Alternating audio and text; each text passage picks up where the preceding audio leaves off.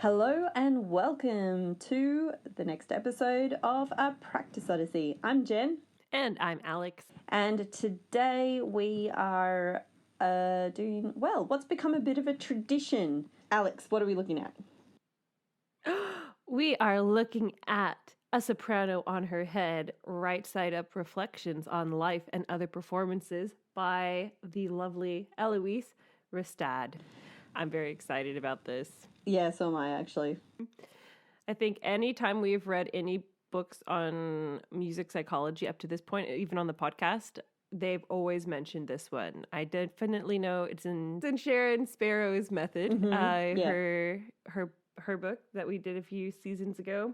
It definitely comes up all the time. Oh yeah, so. It was mentioned all the time at uni, and it's on quite a few syllabuses at university for reading. Yes, that's how I got my copy, actually. Anything else? Nice. So. I got mine on Kindle, everybody. It's available on Amazon Kindle. $10. There's no audiobook version, and I think this book would be a great audiobook. It would be, actually. Because, anyways, without spoilers, I'll stop there for now. But yes, I think somebody get the rights and make this an audiobook. Definitely. So, Alex, what can you tell us about who this person is and what this book is about? Oh, okay. So let me talk a little bit about Eloise here. So Eloise Ristad was born in 1925, and she was a well-renowned piano player and teacher. She was also the mother to 8 children, so superwoman. Yeah. Eloise gave a series of master classes around the USA titled The Performer Within that would help students unlock their performing potential.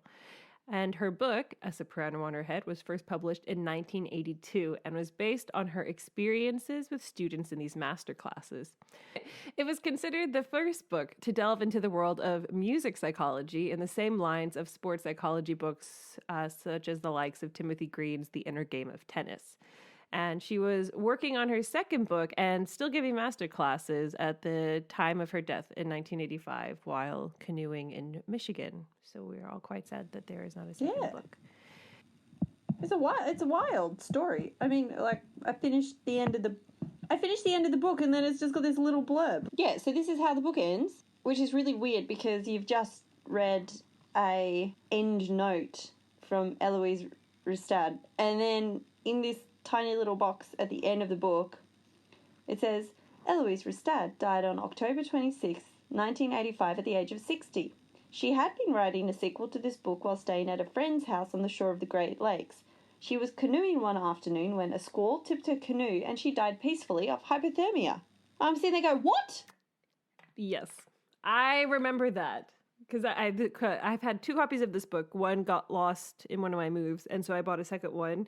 And the first one had that because I was so excited after I finished it, and I was thinking this woman is amazing. She's life-changing. Spoiler alert. And I want to go take a master class with her right now. And then you read that, and you're like, what? Very sad. It was actually quite tragic. Hard reading that because, I mean, the book is... again, I feel like I'm just making all these spoilers, but the book is all just written about her stories and her experiences and her students. So you kind of really feel like you know her by the end, or like, you know, at least you've had a really good couple of cups of coffee with her as you like caught up and learned her life story. And then you just got that and you're just like, oh my gosh, my new friends died. Yes, I was also very upset when I read that. I remember feeling that too. And thank you for saying that because I was reading this book this time and I was wanting to mention that when we were discussing it, but the one I have now is a first edition. It's from 1982. No other one. I know. Where did you find this? I think I just ordered it online. It was used. It's originally either a Daryl or a Cheryl Stephen. So if you're out there and you happen to listen to our podcast, I have your book. Get in touch. Thank you for selling it to me. But it doesn't have that. And so I was thinking maybe I had just imagined it because the last time I read this book in depth was when I was 17. So I was quite young then. Yeah. So thank you, Jen. I feel much better. I did not imagine it at all. But yes, speaking of editions, let's talk about the breakdown of this book. As Jen and I have already sort of alluded to, this book is told in narrative form, hence our tragic state currently, containing 16 chapters. Each chapter follows a narrative, often one from Eloise's own experiences, which leads to a lesson learned from the experience and how we can apply that knowledge to our own performances. The book also contains some music examples and various visuals to help the reader with these exercises. The book does not have to be read in order, stated by Miss Ristad, and the reader can choose sections they find most relevant. The table of contents I thought was particularly interesting because it contains the titles for each of the 16 chapters, but then it also gives you a brief synopsis to help the reader choose the section they would like to read, which I thought was really great. And I remember her saying in there too, she wishes that she could just publish the book as like a circle, with each chapter just being part of a circle, kind of like, so nothing is more important. They all have the same amount of importance, and you can choose your own adventure in a way. So that's the book. And that's what Jen and I have read and put into practice for the last 2 weeks in our own personal practice, for anyone who's new to the podcast. And now we're going to report to you, the listeners, on if this changed our life, if it didn't change our life. We'll try not to spoil our verdict. We have a hard time doing that sometimes because we get very excited about these. And then, and we'll see how we go. So without further ado, Jen, how was your week one living by a soprano on her head? Did you spend the week on your head, or did you? No. Well, yeah. I guess. I mean, a lot of my preconceptions were turned on their head. Oh. Yeah, I got this book, and and I read her kind of instructions on how to deal with it. So first, I really, I kind of wanted to break down what this book was. So actually, first it all sounded pretty interesting, so I just decided I'd just work through the whole book in order just because I really had no imagination about it whatsoever. But actually what I liked was first I just read through the whole book and then wrote down the exercises from each chapter, like what was the exercise that she was doing, like the nugget of the idea and the way which she meant to work on it, just so I could get an idea of each exercise. And it actually turned out really beautifully. So I looked at all those exercises. So once I read through, I looked at the exercises and then I looked at the ones which kind of piqued my interest, I guess. I decided to do a couple in week one and then a couple in week two. The ones I kind of focused on the most in week one was the dancing exercise. This is from like chapter 3. This is what I called the dancing exercise. Where basically you just get a recording of music or various recordings of music, and you dance to them or move to them, she says. Anyway, it turned out into a dance party quite a few times. I have to say this week involved a lot of times of me doing these exercises which she tells you to do, and Tom's my husband for all those who don't know. And so he would walk into the room to find me doing something slightly bizarre, like just dancing by myself in a room. Or the other one which I also piqued my interest was the juggling exercise. Oh, what? So week one, I attempted to teach myself how to juggle because she said like the juggling helped well. She used it in the context of helping with sight reading and with memorization. But she also said it turns out to be like a really good physical warm-up for playing as well because, you're using your hands, your arms, you're loosening up. Fingers, everything. And then also when you get good, which I have to say I never got to, you can get into quite a meditative state. It kind of like puts you in the now, stops you from getting freaked out. But this is where we got into issues with the juggling, is because, of course, like I'm just like, oh, juggling, yeah, sure. Strangely, we don't have juggling balls in our house. I don't know why. I think it's a definite shortcoming which should be addressed immediately. Tom, when I asked him about this, had the great idea that maybe I should use socks. So I rolled up socks into little balls and tried to juggle. It turns out it's not very good as a juggling medium, as the socks do not have enough heft.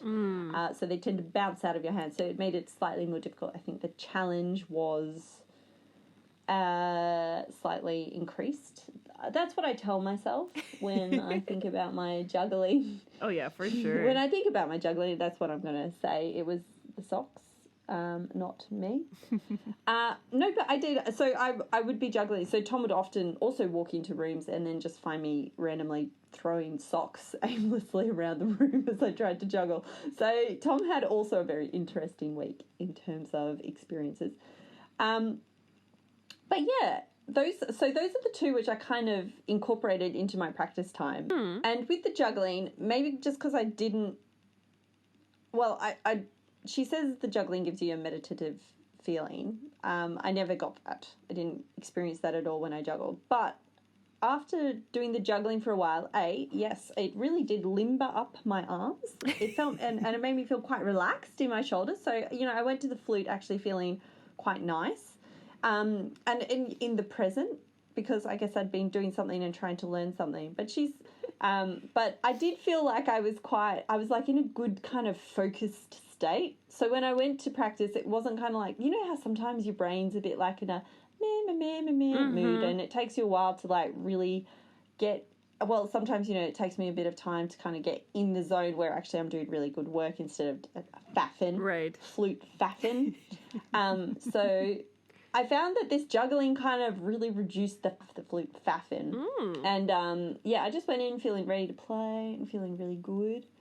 So look, I think I might actually go and buy some juggling balls and see if I can get this going really more, because actually, I mean, it seems weird, but I could totally see this being a thing in auditions. Yeah, to like help those you. Horrible rooms? Yeah, where they're all playing. Yeah, when you're like sitting there trying not to listen to the 15 incredible people in all the rooms around you and get psyched out, or think about the horrible excerpt which you really hope's not going to be picked. Just, doing some juggling. Yeah, I think that would be great. I would be. Yeah. And plus, maybe you'll psych out the other 15 players. They're like, who is this girl sitting here juggling socks? Why is she juggling? So, yeah. That was my week 1, full of juggling and dancing. That sounds like a fantastic week 1. I'm not going to lie. Yeah. Yeah. It was quite fun. I was like, oh, this is quite a fun Odyssey we are on at the moment. Yeah. So how was your week 1, Alex? Yes. So my week 1 was good. It was, I kind of started in week 1, I started the way I like to normally start my projects, with research. So I mentioned earlier, I think even in this podcast, that I have read through the entire book previously back in high school when I was having a lot of performance anxiety issues. And I don't know if anyone else on our podcast can relate, or any listeners, yes. Not just Jen. Jen's the only one on this podcast. Oh my gosh. But 100%. But I was really struggling with performance anxiety, so I would go to my flute lessons down in Dickinson, Texas, and I would play them for my teacher, and she would be like, great job, sounds amazing, you're doing a great job, this is like, you're on the right track, blah, blah, blah, you're going to do great at this competition. And then the competition would come up, and I would do okay. Like, I would always place somewhere, but it would never be first, never second. So I would always, I would get blown away by these people who wouldn't practice as much, but were really good performers. And so she gave me this book to try and help me figure out what was wrong. So, and she said, oh yeah, maybe this book will help you figure out what's going on, what this like missing link is. And yeah, and then I had another competition coming up, and the competition right after I'd finished reading this book, I did insanely well. Like, I think I got second. And so I was, and everyone was super blown away. And they were like, wow, what happened? I was like, I read this book. So that was my past experience with it. but I always keep a copy with me, and there's certain passages that I've highlighted that I always remember just to kind of reflect on before I do certain things.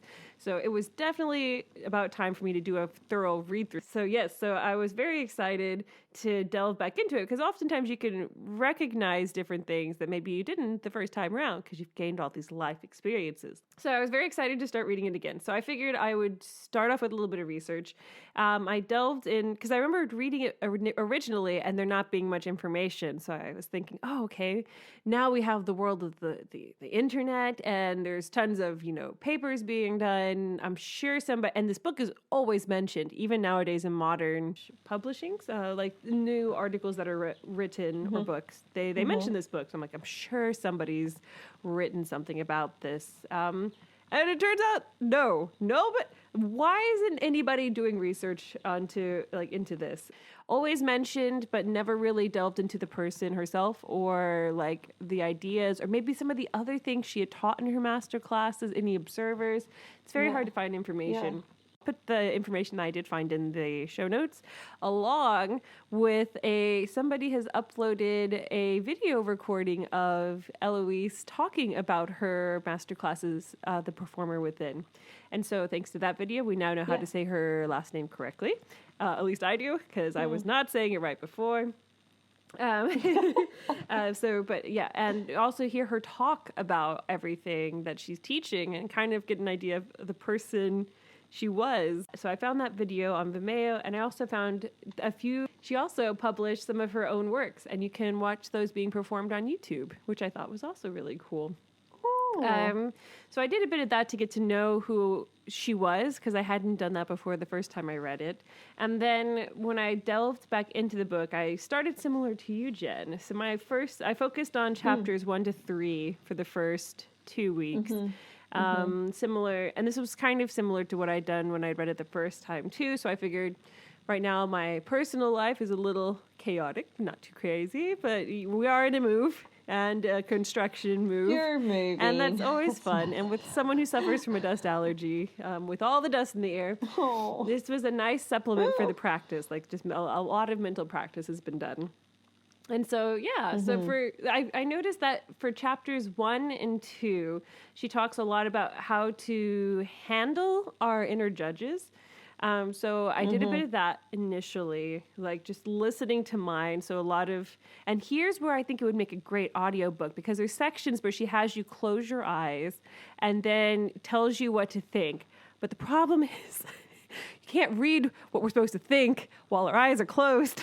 So that's true. So I actually recorded myself saying those bits. Then I closed my eyes and then played my recording, so then I could kind of emulate this and try to streamline the experience a bit. And I did find it useful. Of course, then my inner judges were like, you will never be an audiobook narrator. What do you call this? Quality of talking? You host a podcast? I was like, but at the same time, there's me reading the thing telling me not to listen to these voices, or like, make caricatures of them, which was a lot of fun. So that was a nice little inception moment of the exercise. That was really, really interesting. But it was very helpful. I found that, I always forget how much our inner judges hold us back. Why are they such a big part of our lives, and why do we allow them to have so much power? It's interesting, because I'm like, it kind of comes from like, we want to do well, but then recognizing that doing well doesn't mean that like we have to allow these horrible voices or things saying that we're not a good player, or why should we even try, or whatever they're saying in your brain to like happen. But yeah, sorry. Yeah, that's really interesting. No, you bring up a great point, because the big, I don't know if I'm misremembering, but previously in the other books that we've looked at, they've kind of, the judges have always been purely negative. It's kind of like ways to kind of shut them up. But what I actually like about Eloise is she says, they're trying to help, but they just go a bit out of control. So actually listen to what they have to say and try and figure out what they're doing, because, yeah, I mean, the judges, I guess, get built up in our minds so much because we use them a lot during practicing. Yes. Because they help us critically listen to what we're doing and identify the mistakes and figure out ways to get around them. But the problem is we kind of want to turn them off when we're performing because they're not very helpful then. But the problem is if, like, we spend how much percentage time practicing Versus compared to how much percentage time performing.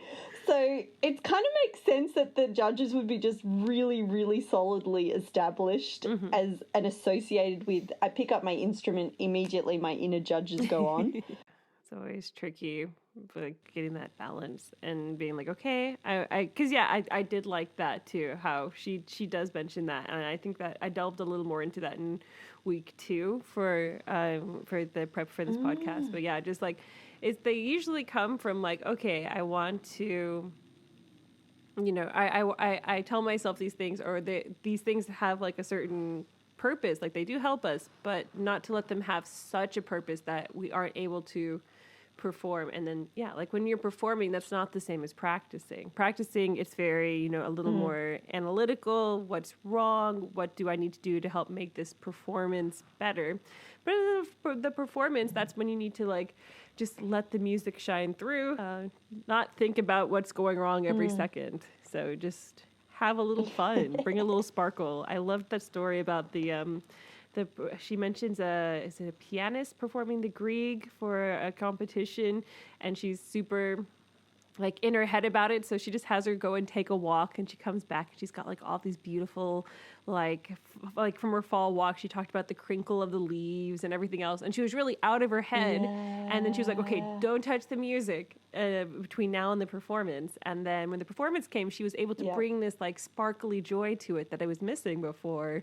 So inner judges is what I did for week 1, along with a little dancing too, Jen. I also had some dance parties for chapter 3. The dance to help us kind of release our inner child / performer. So I definitely danced this week to a few of the pieces I'm working on, which was a lot of fun. And I'm just, I have to say, and my husband Marco also walked in a few times. I think it was like, why are we dancing? It was like, yeah, dance party in the kitchen while I'm practicing. So yeah, and it kind of helps relieve some of the stress and takes the pressure off. So yeah, I thought that was really fun. But yeah, I ended my week 1 dancing, so I was having a good time. It was pretty good. Oh, but I want to hear, like you mentioned before about the inner judges and how that led into week 2. So what did you do in week 2? Yeah, so speaking of like sort of inner judges and them talking to me even when I'm not playing the flute, because I think everybody has their inner judges. But yeah, so it's been a bit of a construction war zone at home, just like I mentioned in week 1. It's still been going on throughout week 2. And I was feeling very stressed and overwhelmed because I was like, oh my gosh, inner judge, I got to finish this book. We're doing it for the podcast. I have to read every single chapter. And what am I doing? I'm doing not enough. And then I stopped and I was like, oh my gosh, this is my inner judge. Self-awareness. There you are. I was like, okay, who is going, like, yes, we do, like, we do try to finish the whole book and report back to you, the listeners, every week. However, another constraint of or another stipulation we put is that we also listen to the author and what they want you to do with the book.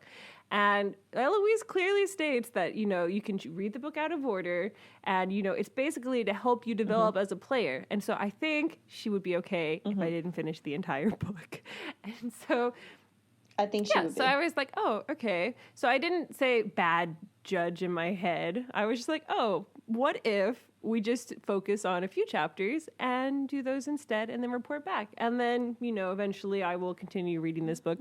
But to like actually bring something to the podcast that's not a crazy, frantic retelling of like my week sneezing, trying to do all the different exercises in this book.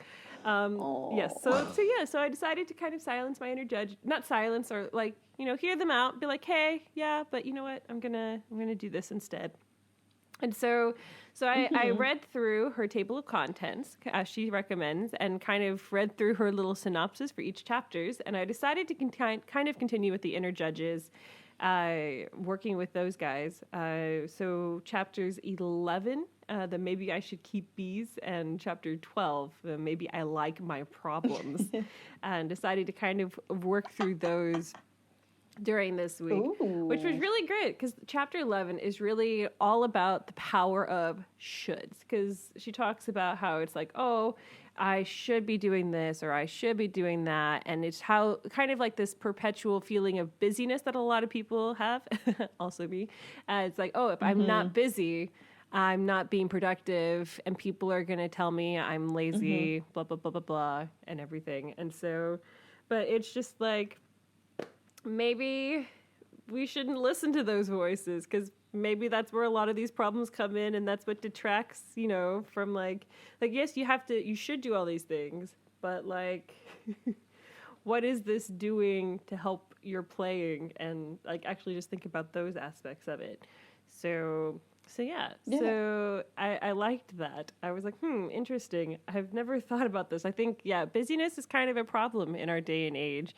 And it's, I forget if it's in that chapter or in one of the other chapters where she's talking about the conservatory lunch hall, where it's basically everybody just being like, oh, I had to practice 4 hours on 5 measures in this Brahms concerto, and it's still crud. Like, it's not that great. And they're like, oh, it's kind of like that sketch from Monty Python. They're like, oh, you had it work. Yeah, Yorkshireman. Exactly. Yeah. Oh, when I was a lad, to sleep in a cardboard box, and I just went Irish. I don't even know how to do Yorkshire accent. But it really is. It's like that sketch, and people. It's just like, you know, the being, you know, like perpetuating this, like, oh, to be a musician, we have to be struggling, and we have to be performing 12 or practicing 12 hours a day, and da da da da. Yes. And she just talks. Oh, yeah, exactly. Yes. And she really just shines the light on that whole like myth there. It is like, you think this is really helpful? Yeah. Because that's the kind of, but yeah. It's like, but yeah, like kind of, not listening so much to the shoulds. So I tried to do that. And at the beginning of the day during this move, I would be like, oh, well, I should, you know, kind of like, oh, I should do this for the house and cleaning up, and I should be doing this, and I've got like 5 bazillion things on my plate. So it's really easy to fall into this narrative, especially when you've got a lot of things going on. But so I tried to focus instead on being like, okay, but what, okay, but like what would actually be helpful for me today? Like, these are the things I should do. But like, if I don't sweep the floor, it's going to be okay for another day. Like, okay, my allergies might act up, but I can go on a walk outside and that'll be okay. So I've taken a little bit more time as well. Just like this past week, I've gone on a walk every single day for like at least 20 or 30 minutes. And it's just been lovely. And I've just noticed I'm a little calmer when I come to my flute stand. My brain's not racing a little bit, not as much. But just kind of like taking a little time for myself. So I did that, trying to figure out my shoulds. And then chapter 12 with the Maybe I Like My Problems, which just, right? Mm-hmm. Oh, that is the juiciest chapter. Oh my gosh. Oh my gosh. I can't believe you tackled that one. I was just like, I'm not ready to know if I like my problems yet.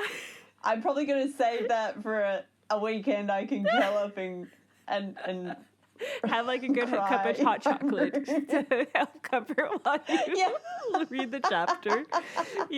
Well, I saw it and I just felt like it spoke to me, you know? So oftentimes, like, I feel like I know all my problems and I come in and I remember I did this lesson with a flutist in Cologne a few years back. And I played horribly because I was nervous. And he just stared and he's like, well, what do you think's wrong with this? And I stated 3 or 4 things and he was like, yep, that's exactly what I was going to say. And it's like, so I'm aware of all these problems and it's like, okay, but like if I'm aware of them, like like, why are they still there?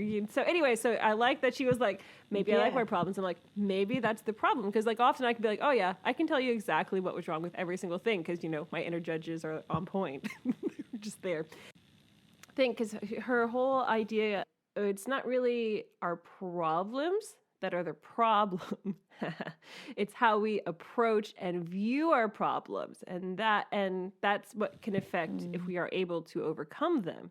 So like maybe we see them, but we like, she has this great question she asks. It's like, what does my problem buy me? So for me, so something that we've talked about on the podcast is something that I always have to keep in my arsenal, very highly practiced, is my articulation. Like that's something that for me, it doesn't come as naturally as say like technique or playing high G's in tune. I don't know, whichever. I can't believe.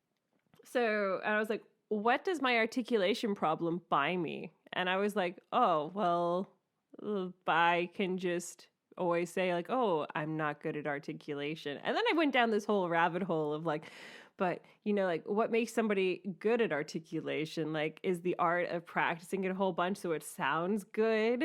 Like, mean that you're better at it? Anyways, I tripped out on that a tiny bit. Just like, what? But yeah, it kind of just, it helps me create this voice for my inner judges. Like, oh, let's hope that they don't choose Mendelssohn Scherzo because you only practiced your articulation 4 times this week instead of 5. And it probably means that you're going to sound flubby. So, and it was, yes, very trippy. Kind of listening to my voices do that. But trying to acknowledge that, like, oh, my voices buy me this kind of safety net of being like, oh, well, when I come back and I'm like, why did I make that mistake? It's like, oh, well, you're just not good at articulation. And so that's like, I give myself that excuse every time. Much sense. This was very groundbreaking this week, but yeah, it kind of just lets me be like, oh, yeah, well, you're just not good at that. And it's like, yeah, but what makes you good at it? Like practice it. Like maybe it's a little harder, but it doesn't mean that you're not good at it. In fact, if you practice it a whole bunch, you're probably better at it than the average individual. So, yes. Anyways, so you did do a whole piece of beatboxing, which was essentially a whole piece of articulation. And listeners, it sounded wild. It was so good. Oh, thank you. But yeah, it's crazy, these narratives we tell ourselves. But I totally 100% normally buy. But because of this book, I'm looking at them. So I've been trying to approach my problems, not trying to say that they aren't there. Like I do work more on my articulation than I do on scales and getting finger alignment for myself.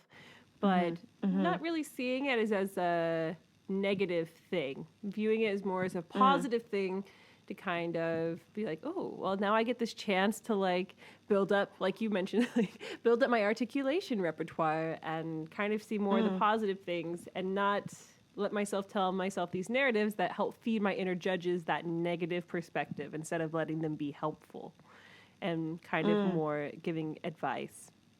So yeah, that was fun.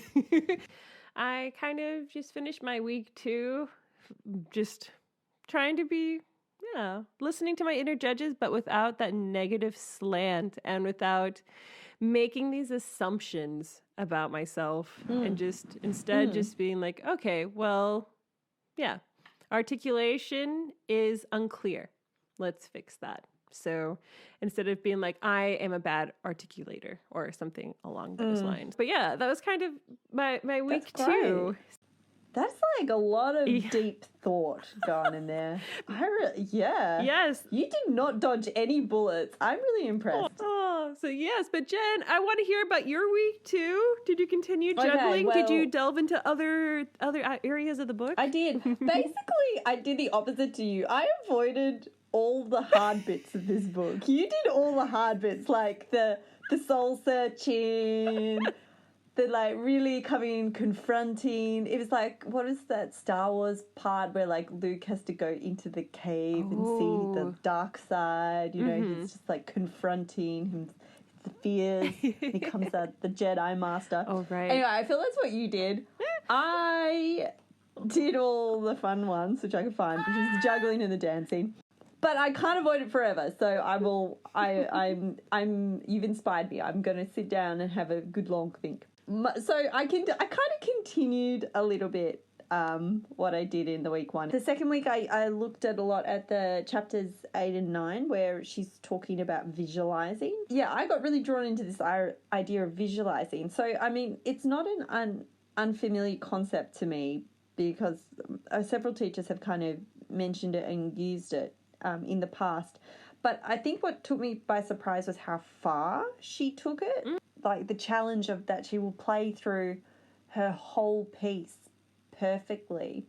So I did it with Mozart Concerto in G because I've been playing it for years. And sometimes it can just feel like I'm going through the motions, and I tend to do the same thing is wrong. Oh no. A lot. You got your little section, which always kind of, it's never quite as you want it to be. Yes. So I sat through and decided, right, I'm going to visualize it. I'm going to visualize it as I want to play it. And the first couple of times I visualized it exactly how I play it. In the way that I didn't want, like the big expansive sound that I wanted at the beginning and the really light run going down. I couldn't, and I realized that the reason I'm having problem with that opening, because it's never as I want it to be, is because when I tried to visualize it, I didn't actually know what I wanted it to be. And that was really confronting and also kind of annoying because now I realize why I've never been able to play it satisfactorily for the past years. So that was my light bulb light on moment. It was. That's the word. Light bulb moment, not light on moment. I like light on though. Light bulb moment. Because the light's turned on. So it was my little light bulb moment. And then I had to sit down and actually think, what do I want it to sound like? How do I want the phrase to go? So that was actually really fun. So I danced it a bit. And danced to a few recordings because it's always good to get inspo from those Fabo players. And I found like a few versions which I really liked, different parts of what they had done and ideas. And then I sat down and visualized it, and it went a lot better and was a lot more consistent than I had before. So I think, but I find it takes so much concentration visualizing a whole piece from beginning to end. I hadn't realized like how much my brain must be switching off while I'm playing. Yeah, that was very eye-opening and very helpful. So I think this is going to be, well, that's Vedic territory, so I won't go into that. But I found that very, very, very helpful. And then continuing my doing all the fun bits of the book, I also did improvising because why not? But what I loved was her premise that the improvising kind of encourages exploration on your instrument with no judgment. That was very freeing because then I guess that was me playing without almost like my inner critic turned on. It was me giving myself permission to just to play, to make a sound and to enjoy myself and to have fun and to not worry about rules or anything like that. So I found that very freeing and quite cathartic. And that sounds like a nice way to end week 2. So Jen, what do you want to tell me your verdict then? So what did you think? Did this book change your life? Did it improve your juggling skills? Are you now a professional dancer? You read this book and you realise why this is one of the top 3 mentioned in music conservatories. Yeah, she was pretty incredible. And just the way she writes. And I love that she's got her exercises in each chapter, but she pads it out with real life examples from her lessons and workshops. So you get to see it in application, because I'm terrible with like abstract ideas, but when I see something practically in action, then that really helps me connect with an idea and what the kind of goal is and how I could apply that to my life and to my playing. So I think this 100% is going to be one of my go-tos for, I really want to explore it more and incorporate more of these ideas into my practice and just see where it goes. Because I think, she's got, this book is like full of great ideas. So this is well and truly on the stand. Woo! Alex, how Is it better than you remember from 17 years old? Thank you for phrasing it like that too. You're yes. welcome. So, I mean, I guess the fact that it has come with me across 3 continents in some form is a sign of how much I revere this book. And oftentimes, a few flute players have come and stayed with me before auditions in various locations. And sometimes, if they're really nervous, I'll recommend, oh, well, try reading a little bit out of this book before you go to your audition. They always come back. They're like, whoa, this book's really good. I'm like, I know, it's the best. So, and I love that it's like a different way also to practice, right? Because like there's the physical aspect of practicing, and then the mental aspect of practicing, and like the psychological aspect of practicing, which also goes hand in hand with the mental. But this is because it's not necessarily, you don't need your instrument to read the book. You like, it is helpful for some of the exercises, but you can also just, especially coming into fall, curl up on the couch with this and read through it. And she tells you all these stories, and she tells you all these stories of her students and how different things that she had tried helped them, and the effect it had, and it gives you kind of the permission to also try them. And so I like that it's another way to approach practicing. It's kind of like you can do it on the couch a little bit, you can play it with your flute a little bit, and it's very it's in a very safe circle for practicing. Like, you're allowed to make mistakes. You're encouraged to make mistakes, and often when you are given that permission, then the mistakes disappear. And so, yeah, I mean, for me, it's definitely going to stay. It's going to stay with me forever now that I've got my first edition. Oh, yeah. Holy moly. Yes, it'll definitely stay with me on my stand or around my stand. I think I'm going to try and read this maybe once a year or once every 2 years, just to kind of refresh it and think of these different ideas that she brings up. But yes, I would also recommend this book. It's staying on my stand, in my house, in my life. What a good fortnight it has been. Yes.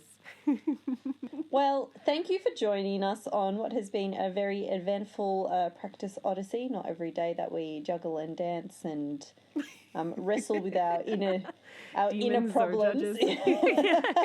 So if you want to follow us with our next Odyssey, which actually is also going to be pretty weird, so you can find us on all podcast platforms. If you discover a platform which we're not on, please let us know. And who were the people who owned your book? Oh, Daryl or Cheryl Stevens. Yep, Daryl and Cheryl Stevens. As we mentioned before, you owned Alessandra's book once before. If you're listening, please don't hesitate to write to us at thepracticeodyssey@gmail.com and let us know what your reactions were to the book. And in fact, any of our listeners, if you've read this book, let us know what you think, and feel free to write to us. We'd really love to hear your thoughts and stories on what your impressions were of this. Look, if you're feeling inspired, leave us a rating or comment on Apple Podcasts. You can also find us on YouTube, so you can subscribe to our channel there, so you will be updated every time we upload a new episode. And we're just on YouTube as the Practice Odyssey podcast. The music in this episode was, as usual, from the fabulous Alessandra Woods, and our show art is from Ivan Potter Smith, so thank you very much. Anyway, thank you for listening. Hope you have a great fortnight. Bye for now. See you next time.